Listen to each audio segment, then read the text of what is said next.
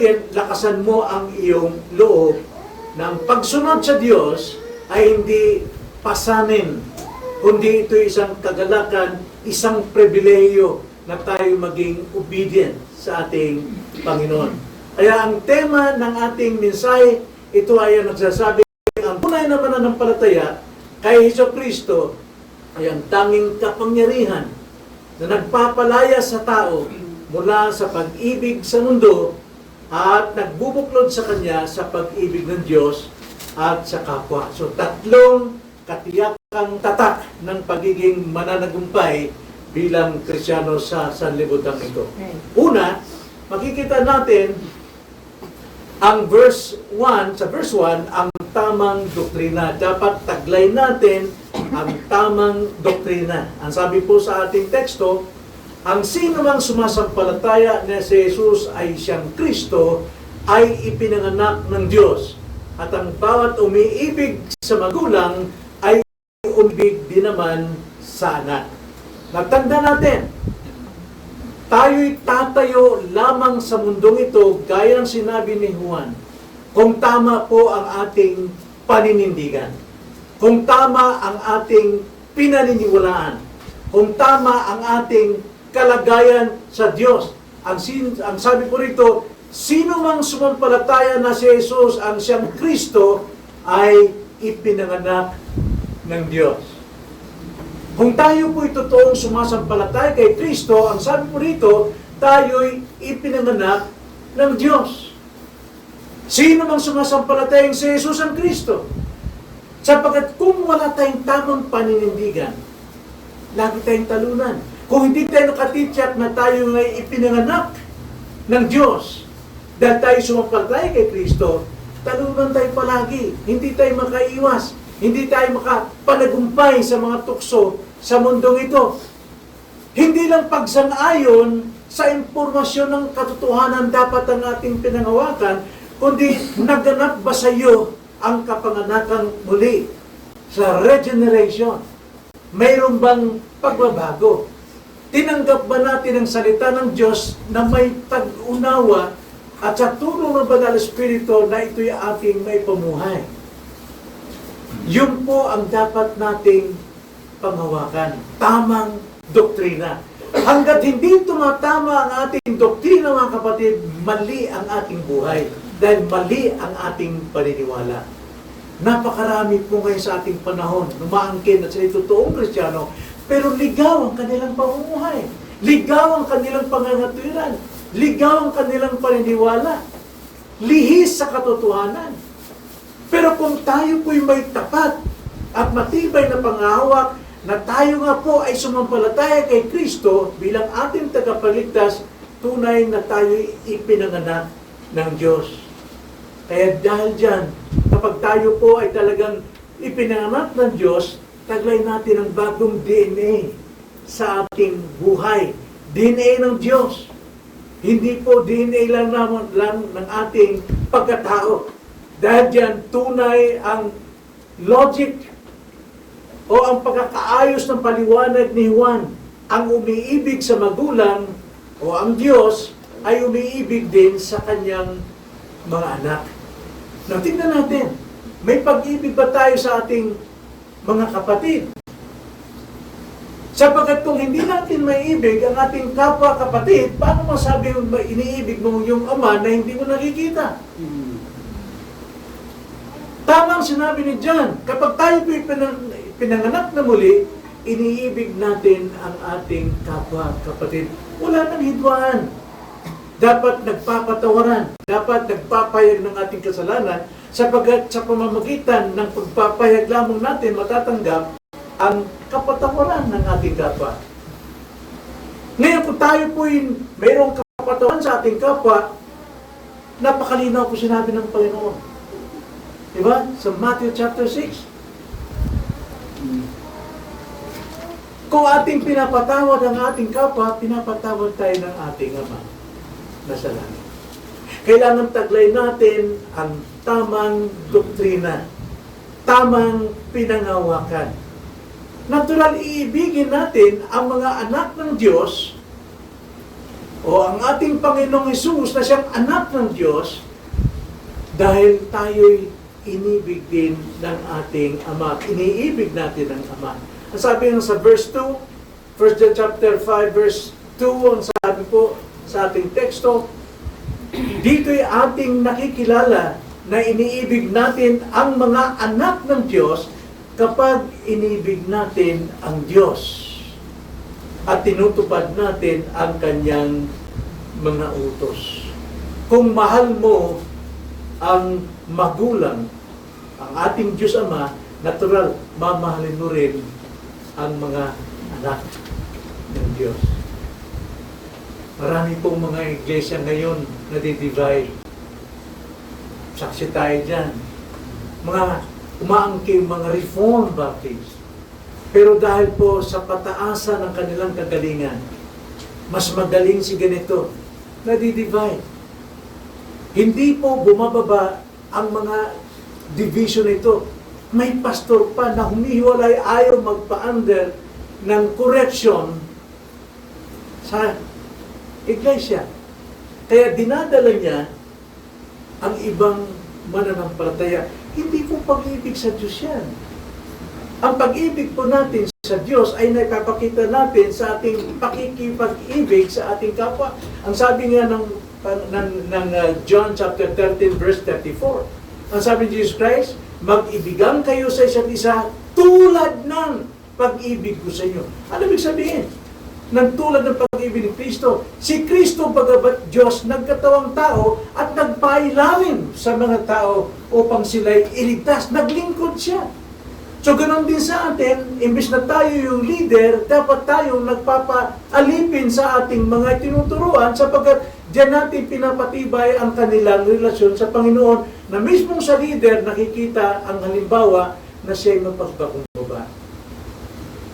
Napakarami po na iglesia. Balitaan niyo naman so. Mismo nga ka-circle natin sa Reform. Nanggang ngayon ay wala po yung humility. Walang submission. Kaya nga, kung iniibig mo talaga ang Ama, natural may ibig mo ang iyong mga kapatid. Bakit po? Sapagkat tunay na tayo sumampalatay kay Kristo at tayo'y mga ipinanganak ng Diyos. Kaya hindi mo maaaring sabihin Kristiyano ka, ngunit may puot ka sa iyong kapatid. Hindi mo siya maibig. Tulad ng kaligtasan, dapat makita sa treatment natin sa iba. Sabi nga ng 1 John 4:20, kung sinasabi ng sino man, iniibig ko ang Diyos at napupuot sa kanyang kapatid, siya ay sinungaling. Sapagkat ang hindi umiibig sa kanyang kapatid na kanyang nakikita, ay hindi maaaring umibig sa Diyos na hindi nakikita. Alam niyo po, itong iglesia ito, napakaganda, active at nakakatuwa po dahil po sa mga namiminuno na mayroong pag-unawaan, may pagkakaisa at mayroong pong pagmamahalan. Napakalayo po ng mararating pa iglesia nito. Marami tayong mga dumadalo rito na hindi natin nakalain na ating mga kasama. Hindi natin na akalain na sila ay maging mapagpakumbaba. Sapagkat alam natin, tinatanggap natin ang iglesia ng iting mababa. Hindi ito tulad sa iba na talagang nandun sa tugatog ng pangalan. Pero ito po ay nagdiliwanag, nakikita, naririnig. Kaya pagpatuloy natin ang pag-iibigan natin sa isa. Kaya tanong natin sa ang ating sarili. Mayroon ka bang galit sa kapwa Kristiyano? Mayroon bang hindi pagkakaunawaan? Mayroon ka bang kinagagalitan sa loob ng iglesia ngayon? Ipakita mong pagmamahal sa Kanya. Pagpakumbaba. At kausapin at aminin na ikay nagkakasala. Sabi nga ni Jesus Christ, mag-ibigan kayo sa isa't isa tulad ng pag-ibig ko sa inyo. na hanggat maaari, ibigay ang sarili, ibigay ang kanyang karangalan, ibigay ang kanyang reputasyon, ibaba niya upang may pagkasundo lamang ang sarili sa kanyang kapwa-kapatid. Ang sabi ni Jesus Christ, mag-ibigan kayo sa isa't isa tulad ng pag-ibig ko sa inyo upang makita nila na kayo'y mga alagad ko. Napakasarap pong pakinggan ang sinasabi ng Panginoon. So, paano natin gagawin ito? Dapat tama yung doktrina natin. Tama yung ating pinangahawakang katotohanan, pinanindigan natin. Sapagkat doctrines, sabi nila, divides. But in reality, doctrine unites. Yan po yung totoo. Ang doktrina po ay nagkakaisa. At alam naman natin, sa takdang panahon, Ephesians chapter 4, na sa buong daigdig, magkakaroon lamang ng pagkakaisa sa isang pananampalataya, sa isang pag-ibig, sa isang Panginoon, at sa isang Diyos. Hindi po tayo ecumenical. Ang layunin po ng Diyos ay magkaisa simula pa lamang in eternity past, na magkaisa ang kanyang mga ililigtas. Ikalawa, hindi lamang po dapat tayo magkaroon ng tamang doktrina o tumayo tayo sa tamang doktrina, kundi tayo po ay dapat may tamang puso. Tamang puso. Verse 2 ang ating pong babasahin. Sabi, dito'y ating nakilala na iniibig natin ang mga anak ng Diyos kapag Diyos at tinutupad natin ang kanyang mga utos. May pagkakaisa, kapwa kapatid at sa Diyos at sa utos ng Diyos. Sapagat ito ang pag-ibig sa Diyos na ating tuparin ang kanyang mga utos at ang kanyang mga utos ay hindi po pabigat. Maraming tao nagsasabing, I love God. Mahal ko ang Diyos. Pero hindi sinusunod ang kanyang mga utos. Maraming nagsasabi, hindi nga tayo nabubuhay sa kautusan, Pastor. Tayo ay nabubuhay na sa biyaya. Kaya alisin mo na ang kautusan. Alam nyo, kung ating unuwain, pagdating po sa history of salvation,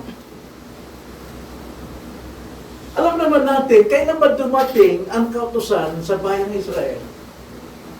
Nung sila'y makalaya na sa pagkalipin sa Ehipto. So para saan ang kautusan? Para sila'y makalaya muli? Hindi. Upang sila'y gabayan kung paano silang manatiling mamuhay na banal. Nakaiba sa ibang bansa sa kapaligiran. Kaya ang kanilang pagsunod sa kautusan ay pagmamahal sa Diyos na nagligtas sa kanila upang sila'y magiging banal sa harapan ng sanlibutan. Kailangan natin ang kautusan, hindi para tayo maligtas, kundi kailangan natin upang tayo makapagbigay luwalhati sa Diyos na namumuhay sa kabanalan. Lumalago tayo sa kabanalan. Sapagkat ang kautusan ang naghahayag ng ating kamalian. Siyang naghahayag ng ating kasalanan. At dahil sa kautusan, nakikilala natin kung ano yung dapat nating pagsisihan. Dapat nating ipahayag sa Diyos sapagkat ang Diyos ay banal at matuwid na magpapatawad sa kanyang mga anak. Kailangan natin ang kautusan upang tayo makapamuhay ng may kabanalan. Tamang puso ang hinahanap ng Diyos at ito yung pagsunod sa kanyang kautusan.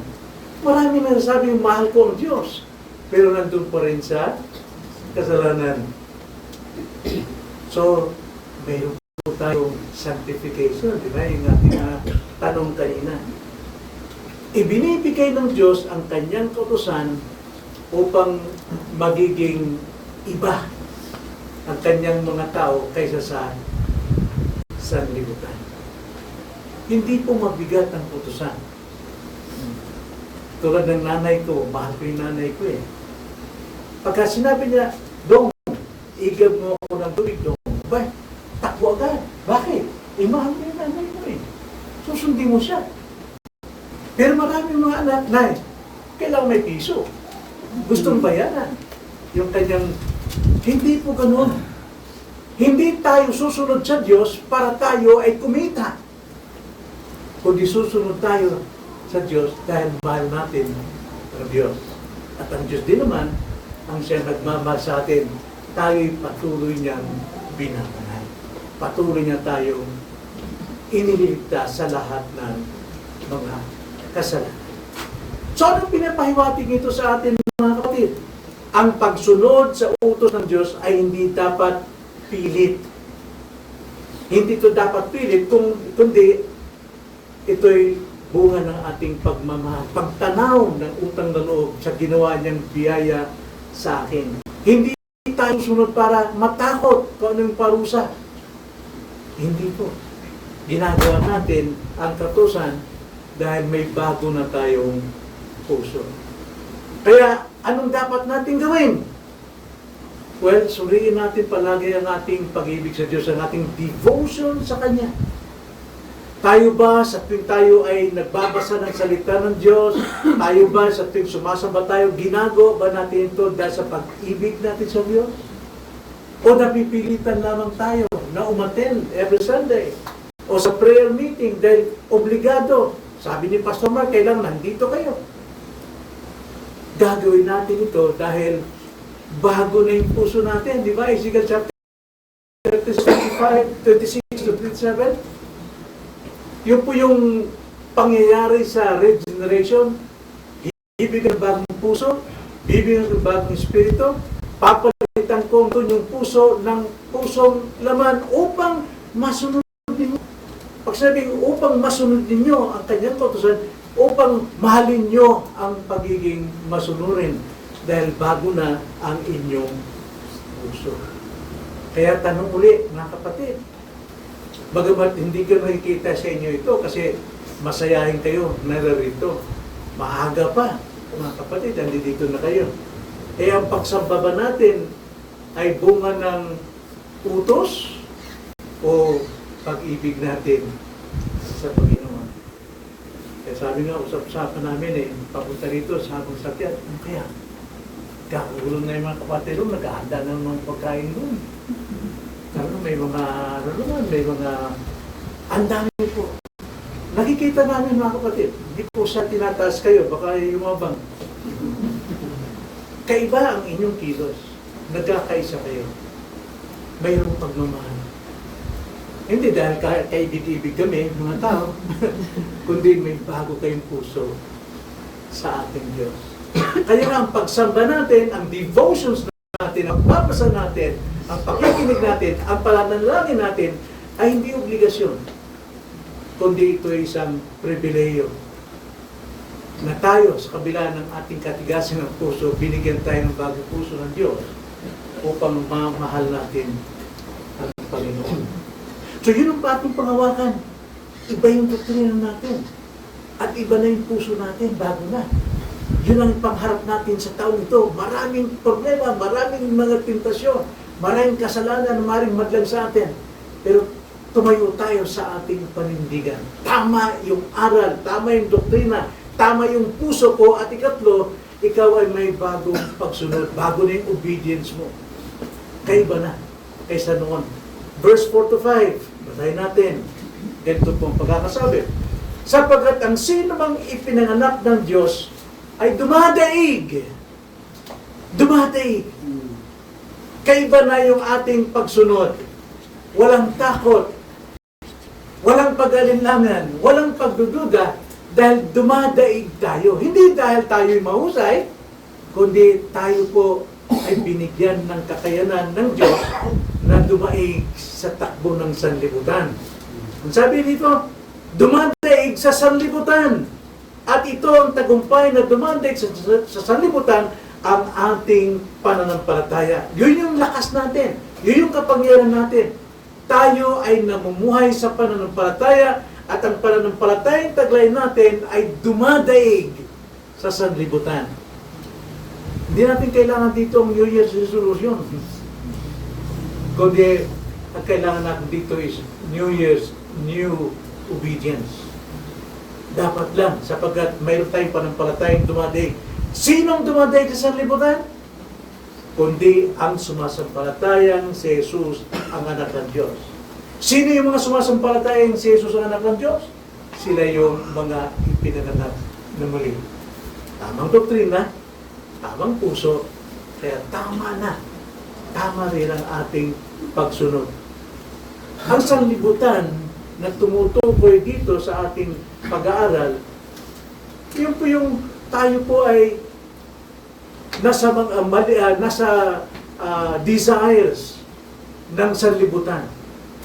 Kanina, marami tayong narinig tungkol sa cellphone, sabi ni Pastor Mike, well, huwag tayo masyadong magmahal. Gamitin natin to bilang isang kailangan natin, ang mga gadgets na ito, pero ibig sabihin, nandiyan ang ating pagmamahal. Na ito nang pinapag-asa natin. Kung magkaroon ako ng isang cellphone na, ano bang bagong cellphone na yun, eh masaya na ako. Hindi ka sasaya dyan. Dahil may bagong model na naman darating. At hingit tutupsuhin ng sanlibutan. So, ang ibig sabihin dito mga kapatid, ang sanlibutan ay tumutukoy sa mga bagay na maling desires. Garapalang kasalanan. Sistema ng mundo na nagpapalayo sa iyo sa Diyos. Hindi ka talunan. Ikaw ay dumadaig sa sanlibutan. Yung dumadaig po dyan, sa Greek word ay nikaw. Ibig sabihin po ng nikaw, nangangahulugang isang permanenteng panalo. Permanenteng panalo ang isang Kristiyano. Kaya dyan hangoy yung sapatos na Nike. Nikaw. Kaya ginamit na Nike dahil pag nagsuot ka ng Nike, eh lagi kang mananagumpay. Para kang si Jordan, na walang talo. Kaya, ang mahal-mahal po ng Nike kasi naniniwala sila, magiging matagumpay ka pag suot mo yung Nike. Pero kung may tama kang doktrina, tamang puso, tamang obedience, talagang mananagumpay ka. Dahil sa totoo, we are more than conqueror, di ba? Higit tayong mananagumpay. Bakit? Ang totoong nakipaglaban sa atin sa kasalanan ay si Kristo. Siya yung nagtrabaho, siya yung namatay sa krus. Upang tayo ay mapagtagumpay sa ating kasalanan. Hindi tayo namatay, hindi tayo nagdurusa. Tulog kay Jean, halimbawa, si Pastor Mark, tatrabaho siya. Sunday pa nga, nagtatrabaho pa ito. Talagang nakipagtunggali siya para kumita ng pera. Siya naghihirap. Siya nag-iisip, siya nagtatrabaho, siya napapagod, napupuyat. Kaya minsan sa kanyang pagtuturo, talagang taglay ang puyat. Pagdating ng sweldo. Taglay ang sweldo, bunga ng kanyang pananagumpay. Kaya diyan niya ibibigay. Trabaho, pero taglay niya ang tagumpay. More than conqueror siya. Akalain mo, ganun ang ginawa ng ating Panginoon. Imbis na tayo ang magdusa, maghirap sa lahat ng ating kasalanan at mamatay sa impyerno, si Kristo umako ng parusa upang ibigay sa atin ang tagumpay. We are more than conqueror. Di ba? Napakasarap isipin. At hindi lang isipin. Panghawakan. Tamang doktrina natin. Kaya dapat lang tamang puso natin. Kaya naman dapat maging tama pagsunod natin sa ating Panginoon. So, anong pinapakita ito sa atin bilang Kristiyano?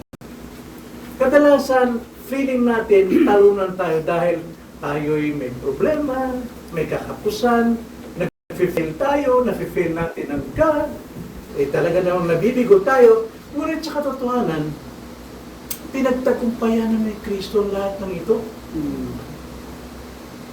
Sapagkat dama ni Kristo ang lahat ng kahinaan natin, kaya nga siya nagkatawang tao eh.